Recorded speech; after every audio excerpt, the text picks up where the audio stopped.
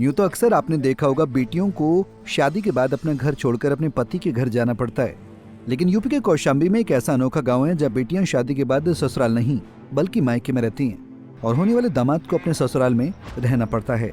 भारत विविधताओं से भरा देश और यहाँ अनेक भाषाएं, मान्यताएं और तरह तरह की वेशभूषाएं देखने को मिलती हैं।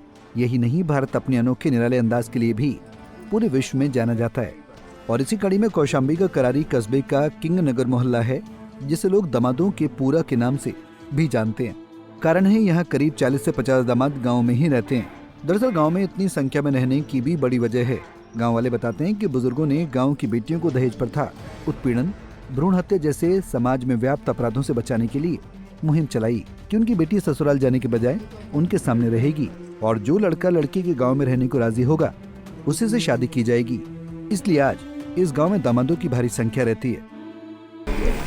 कस्बे का नाम दामादनपुरवा इसलिए पड़ा, यहाँ की बेटियाँ जहाँ ब्याही जाती थी, बुजुर्गों के अनुसार भ्रूण हत्या, महिला उत्पीड़न ये जैसी समस्या देखने को मिली, तो यहाँ के बुजुर्गों ने रणनीति बनाई कि हम अपने बेटियों को जहाँ शादी करेंगे उनको वहाँ से दामाद और बेटी को लेकर अपने यहीं पे रखेंगे, जिससे उनको दिक्कत ना हो किसी तरीके की।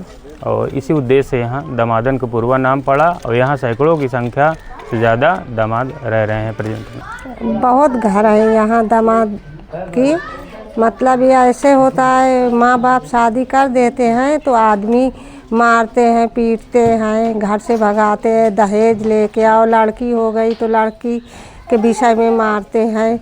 तो इसलिए माँ बाप बोले कि हम शादी करेंगे जहाँ, तो यहाँ लड़की आके सामने रहे तो हमको सही रहेगा। ये प्रथा कब से, ये सोच कब से चल रही है? कब से यहाँ पे ऐसे दामाद परिवार रह रहे हैं? 40-50 साल से। कितने परिवार होंगे? बहुत है, 40-50 घर होएगा। क्या नाम है आपको? बुजुर्गों से हमने ये सुना है कि यहाँ पे दामादों को रहने का कारण ये है कि पहले जो है दहेज उत्पीड़न बहुत होते थे और महिलाओं के साथ भ्रूण हत्या होती थी। तो इसलिए यहाँ के बुजुर्गों ने ये एक निर्णय लिया कि हम अपनी बेटियां की शादी वहीं करेंगे जो दामाद यहाँ पे रहेंगे, ताकि हमारी बेटियां हमारे सामने नज़र के रहें और सुरक्षित रहें, किसी भी प्रकार की हमारी बेटियों के ऊपर कोई उत्पीड़न ना हो सके। तकरीबन कितने दामाद यहाँ रहते होंगे और कब से? लगभग 40-50 घर होगा और लगभग देखा जाए तो 25-30 साल से ऐसा होता चला आ रहा है।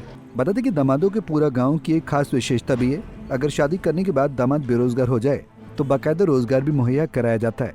लोगों का कहना था कि दशकों पहले शुरू हुई इस मुहिम के चलते आज तकरीबन 50 ऐसे परिवार उस गांव में निवास करते हैं, जिनके मुखिया शादी के बाद घर जमाई बन गए और अपनी ससुराल में ही रहते हैं।